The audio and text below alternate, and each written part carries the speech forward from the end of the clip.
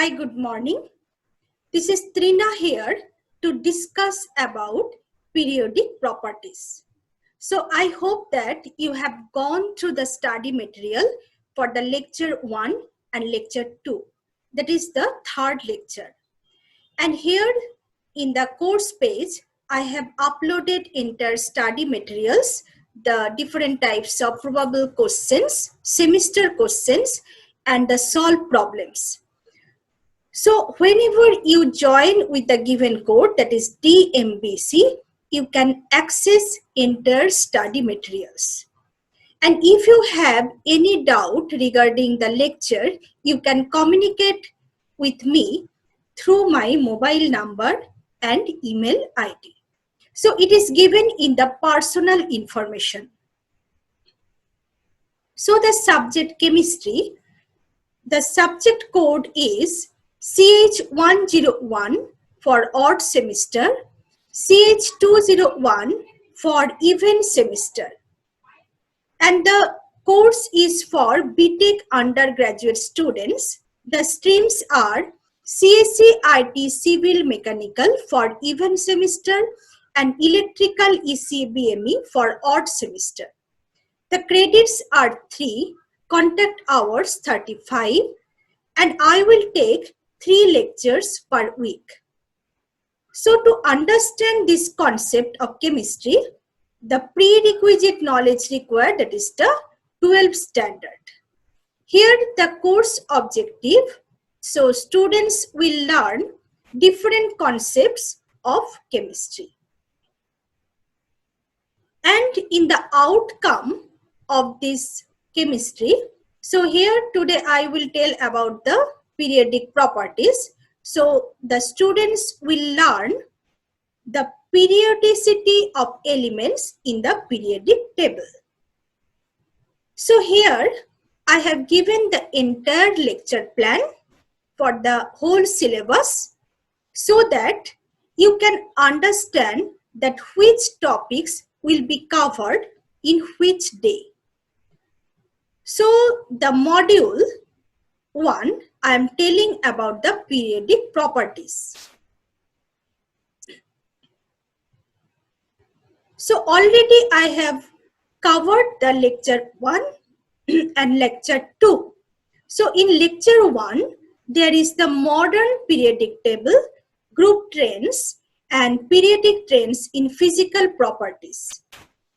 So I have discussed that how the periodic table, we got the modern periodic tables, that what is the history of the periodic table. So how the different scientists have done the, have made the different groups, like the triad groups, and also the groups based on the mass, and then later we the groupism was done based on the atomic mass. So here in the second lecture, you have learned the electron affinity, electronegativity, polarizability, and oxidation state. So all these things you have learned in the second lecture. So how the property will differ when we move in the periodic table from left side to the right side, or from the bottom side to the top side. So then electronegativity will decrease or increase, electron affinity will be decreased or increased. You have learned in the second lecture. So today, in my third lecture, that is already highlighted, I will tell about the effective nuclear charges, penetration of orbitals. So today you will learn effective nuclear charges, the penetration of orbitals.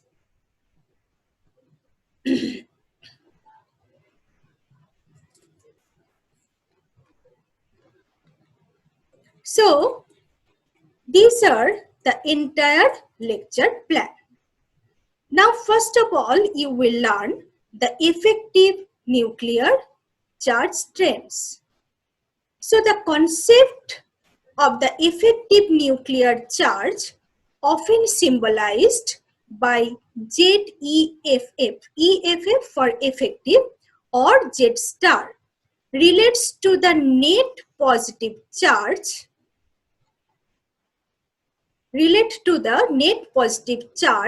experienced by an electron in a multi-electron atom. The term effective is used because the shielding effect of negativity charged inner electron prevents higher orbital electrons from experiencing the full nuclear charge due to the repelling effect of the lower layer electrons. So in an atom with one electron, that electron experiences the full charge of the positive nucleus.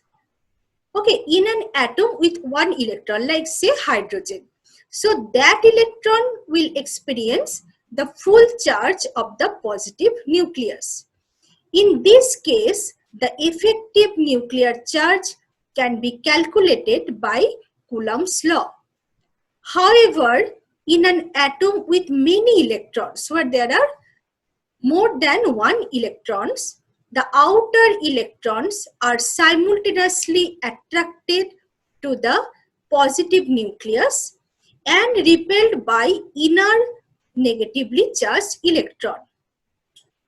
The effective nuclear charge on such an electron is given by the following equation, that is the Z effective is equal to Z minus S. Okay, so you have understood that if there is only one electron, like say hydrogen, so there is no chance of the repulsion between the electrons because there is only one electron. But when there is more than one electron, for other than hydrogen, all the elements have more than one electron. So there we have to consider the repulsion between the electrons. So for the effective nuclear charge will be is equal to Z minus S. So Z effective is equal to Z minus S, where Z is the number of protons in the nucleus, atomic number, and S is the shielding calculated from the electrons between the nucleus and electron in question. A systematic method for determining this is given by Slater's rules. Okay, so Z effective is equal to Z minus S. So what is Z? Z is the number of protons in the nucleus, that is the atomic number. So atomic number, that is the number of protons which remains in the nucleus, that is the positively charged. S is the shielding calculated from the electron between the nucleus and the electron in question. So a systematic method we can use, that is called Slater's rule. So this can be summarized. So what you have learned, this can be summarized as follows. Like arrange the electrons into a sequence of groups in order of increasing principal quantum number n, and for equal n in order of increasing azimuthal quantum number L, except that S and p orbitals are kept together. So here, what is the arrangement? Like say, you know, first 1s, then in the second orbit like 2s and 2p, in the third, that is as per the principal quantum number, that is 3s, 3p, 3d, and at the fourth, that is 4s, 4p, 4d, and 4f. Okay. then 4s, 4d, 4f, then 5s, 5p, 5d, etc. Any electron higher in the sequence to the electron under consideration contributes nothing to the shielding. S and is ignored. So this case, there is no shielding effect for the electron. So this case, the S will be ignored. So for an electron in an NS or NP orbital, so 0.35 comes from each other electron within the same group except for the 1s group, where the other electrons contributes only 0.30. So how much the shielding effect? That is 0.35. Okay, that is 0.35 comes from each other electron within the same group except 1s, where the other electron contributes only 0.30. 0.85 for each electron with principal quantum number n, 1 less than that of the group. It is n-1 cell. 1 for each electron with principal quantum number 2 or more less. It is n-2, etc. cell for an electron in an ND or NF orbital. And 0.35 comes from each other electron with the same group. 1 for each electron closer to the atom than the group. So this includes electrons with the same principal quantum number but in S or P orbitals. So in the tabular form, these rules can be summarized. So you have learned, that means what will be the value of the shielding effect. So based on the n, the principal quantum number and the azimuthal number. So here we can summarize. So here the first, the group is given here.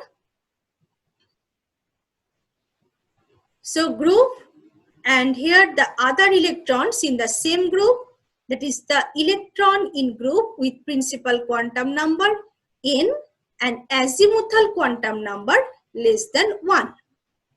Electrons in group with principal quantum number n-1. Electrons in all group with principal quantum number less than n-1. So that is the, for group 1s, that is 0.3. For NS-NP, that is 0.35. For ND and NF, that is 0.35. And for the second column, that is the electron in the group with principal quantum number n and azimuthal quantum number less than 1, that is 1. Okay, an electron in the group with principal quantum number n-1, that is for NSNP, that is 0.85, for NDNF, that is 1. So electrons in all groups with principal quantum number less than n-1, for NSNP 1, for NDNF, that is 1. So this way, the variation of Z star can be calculated by Slater's rule. So here we are getting the value of S. So now this is the S block and this is the P block. Now the polarizability trends. So polarizability allows us to better understand the interactions between non-polar atom and molecules and other electrically charged species such as ions or polar molecules with dipole moments. So neutral nonpolar species have spherically symmetric arrangement of electrons in their electron clouds. So when in the presence of an electric field, their electron clouds can be distorted. The ease of this distortion is defined as polarizability of the atom or molecule. The created distortion of the electron cloud causes the originally nonpolar molecule or atom to acquire a dipole moment. So this induced dipole moment is related to the polarizability of the molecule or atom and the strength of electric field by the following equation. So you have understood the polarizability traits. So where E denotes the strength of the electric field and alpha is the polarizability constant with the unit cm square per V. So you can see here the polarizability. Okay, this is the neutral species. And okay, let it make bigger size, then it will be more visible. So here you can see that is the neutral species. Okay, there is no charge. And the A is the ion induced dipole. And the second one, B, is the dipole induced dipole. So in the first figure A, you can see here is only one ion, that is the cation or positive ion. So automatically what will happen? So negative charge will come closer to the positive charge ion. And also the positively charged ion will go far from the positively charged ion or cation. That is ion induced dipole. So by this ion, the dipole is induced here. That is why it is called ion induced dipole. That means dipole is created by the ion. And in the picture B, you can see here it is the dipole. Dipole means there is two poles. One is the negative pole, another is the positive pole. So due to this, we get the induced dipole. So a dipole, this dipole is created by the first dipole. So this is called dipole induced dipole. So in general, polarizability correlates with the interaction between electrons and the nucleus. Okay, so what we can understand, it is the interaction between electrons and the nucleus. So nucleus, basically the positively charged we tell because of the proton. The amount of electrons in the molecule affect how tight the nuclear charge can control the overall charge distribution. So atoms with less electrons will have smaller, denser electron clouds, as there is a strong interaction between the few electrons in the atoms, orbitals, and the positively charged nucleus. There is also less shielding in atoms with less electrons, contributing to the stronger interaction to the outer electrons and nucleus. So with the electrons held tightly in place in these smaller atoms, these atoms are typically not easily polarized by external electric field.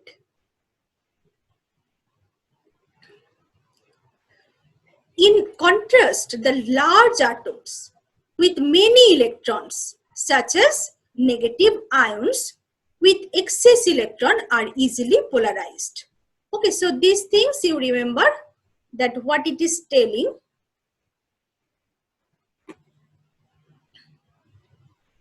With the electron held tightly in place of smaller atom. So for the smaller atom, the electron hold tightly. So these atoms hold tightly by the proton, the positive ion, the positive nucleus, the proton. So these atoms are typically not easily polarized by external electric fields because it is already tightly attached with the nucleus. So it is not polarized with the external electric fields. But in contrast, the large atoms with many electrons, which has many electrons, such as negative ions with excess electrons, are easily polarized because they are not closely tied with the tightly bound with the nucleus. So these atoms typically have very diffuse electron clouds and the large atomic radius that limit the interaction of their external electrons and the nucleus. Okay, so you have understood the polarizability and how it depends on the number of electrons. So factors that influence the polarizability. So the relationship between polarizability and the factor of electron density, atomic radius, and molecular orientation is as follows. So number one, the greater the number of electrons, the less control the nuclear charge has on charge distribution, and thus the increased polarizability of the atom. So basically, if the number of atoms higher, larger, then it is not tightly bound with the nucleus. So there is increased polarizability we can see. Number two, the greater the distance of the electron from nuclear charge, the less control the nuclear charge has on the charge distribution. If the distance is higher, then also the nucleus has the less control on the electrons. Number three, the molecular, and also where there is the less control of the nucleus, there is the chance of polarizability. Number three, the molecular orientation with respect to the electric field can affect polarizability. Label orientation dependent, except for molecules that are tetrahedral, octahedral, or isohedral. Label orientation independent. This factor is more important for unsaturated molecules that contain areas of electron dense regions, such as 2,4-hexadiene. So greatest polarizability is these molecules is achieved when the electric field is applied parallel to the molecular rather than perpendicular to the molecules. So keep it in mind, when the nucleus has the tight control on the electron, and it occurs when the number of electron is less, then the chances of polarizability is less. But when there is large number of electrons, so there is the less control of nucleus on the electron, so there is the chances of polarizability or the external effect on it, on the electrons. So polarizability increases down a group because atomic size increases and larger electron cloud distort more easily. So polarizability decreases across a period because of increasing effective nuclear charge. cation are smaller than the parent atoms and less polarizable. You can understand if the cation means that there is the less number of electron. That is why it is closely bound with the nucleus. That is why this is less polarizable. Anions show the opposite trend. That means anions have the extra electron. It is taking the electron and become the anion or negatively charged. So it has the opposite trend. That means it will be more polarized.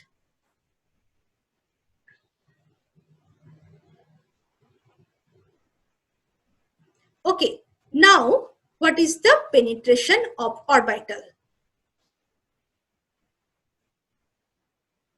So penetration and shielding are two underlying principles in determining the physical and chemical properties of the elements.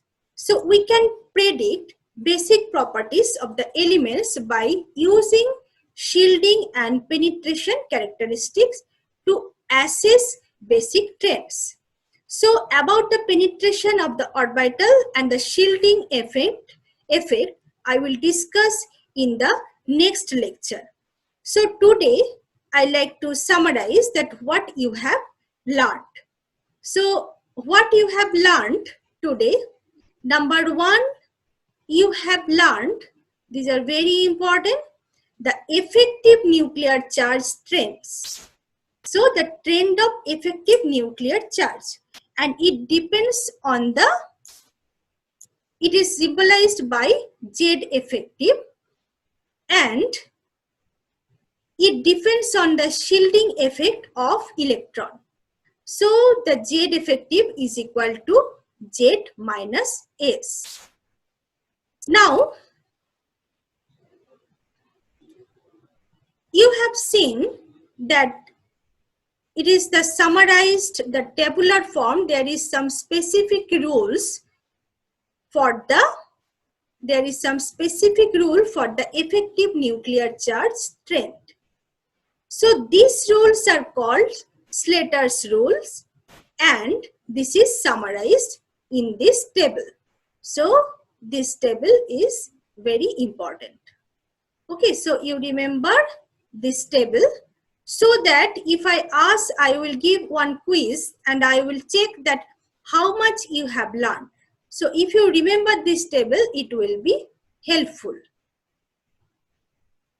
So you can tell that the value of value will, what will be the value for other electrons in the same group for 1s. Then you have to answer. Next, you have learned the polarizability trend. Okay, so the polarizability trend you have understood, if the number of electron is less, like say for hydrogen there is only one electron, so polarizability trend is less as it is closely bound with the, closely attached with the nucleus. But if the number of electron increases, so it is not closely tightly attached with the nucleus, and there is the chance of polarizability, or it can be affected with the external source. Okay, so you have understood the polarizability strengths. Now I am going to give you a quiz. So I want to check that how much you have learned. So here is your quiz. So here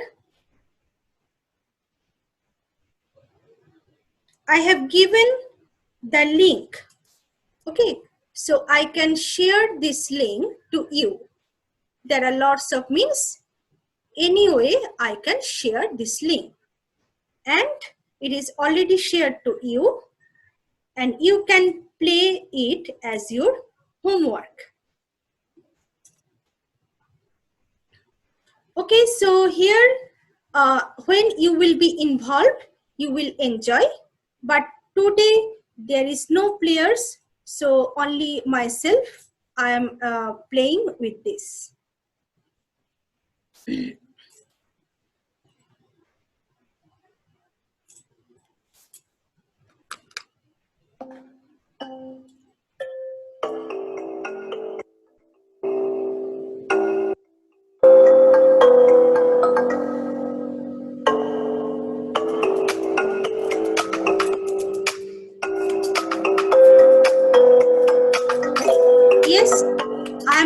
here to show you the demonstration, and I have done the correct answer, so it is 100% accurate. I have given you only 10 questions,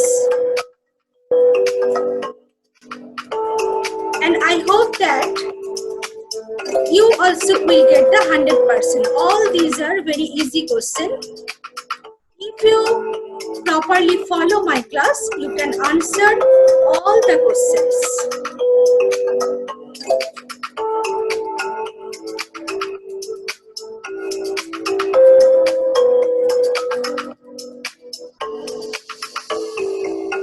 Yes, so when you will do this game, you will enjoy, because there are lots of features you can see when you will do the answer. So I am not showing you the questions now. Okay, so you will do as your homework, and it is like the competitions, like who will get the higher score, his name will be at the top, and who will get the lower score, so his name will come down. So in this way, and not only that, here the first, second and third is also announced. Okay, so I have done 8 questions and I have got the 8 marks.